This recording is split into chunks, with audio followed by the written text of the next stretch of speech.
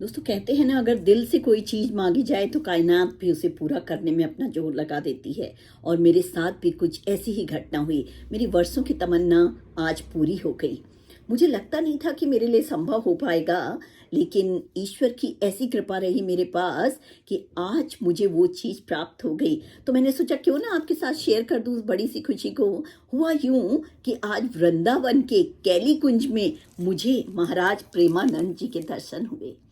मैं महाराज जी की बहुत बड़ी फॉलोवर हूँ, क्योंकि उनकी जो सोच युवाओं के लिए है, वयस्कों के लिए है, महिलाओं के लिए है। वो जो देश की प्रगति की बात करते हैं, वो किसी विशेष धर्म की ऐसी बात नहीं करते। उनके सभी तरह के फॉलोवर हैं। आप विश्वास नहीं मानेंगे दोस्तों, मैंने वहाँ हिंदू, मुस्लिम, सिख, ईसाई सबको अपनी आंखों से देखा है। सब उनके फॉलोवर हैं, क्योंकि सब उनकी सोच के लिए सब उनके फॉलोवर हैं। उनकी जो सोच है देश के लिए है, युवाओं के लिए है, महिलाओं के लिए है, उस सोच को लोग फॉलो करते हैं।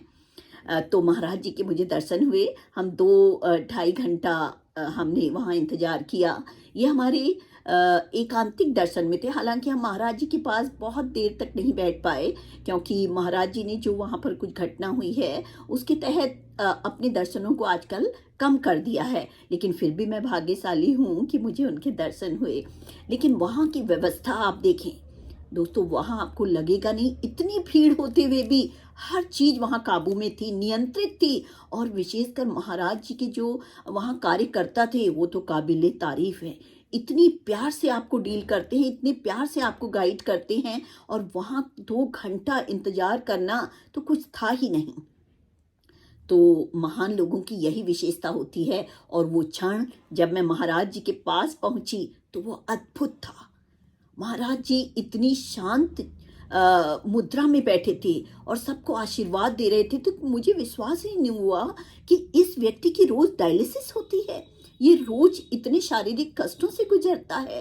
वास्तव में ये हमारे लिए, हम मनुष्यों को देखिए आप, छोटे छोटे कष्टों से किस तरह पूरी दुनिया हिला देना चाहते हैं। और महाराज जी सबको देख के मुस्कुरा रहे थे, सबको आशीर्वाद दे रहे थे। तो एक चीज तो मैंने सीखी है कि अपने कष्ट आप दूसरों तक न ले जाएं, क्योंकि उनको भोगना, उनको सहन करना आपकी नियति है। हाँ, आप डॉक्टरी इलाज लीजिए, लेकिन ये नहीं कि आप हर समय उसकी चर्चा करें। महाराज जी से मैंने सीखा कि किस तरह से अपने कष्टों को छिपाकर हमें दूसरों के लिए भी जीना है। ये जीना ही तो है।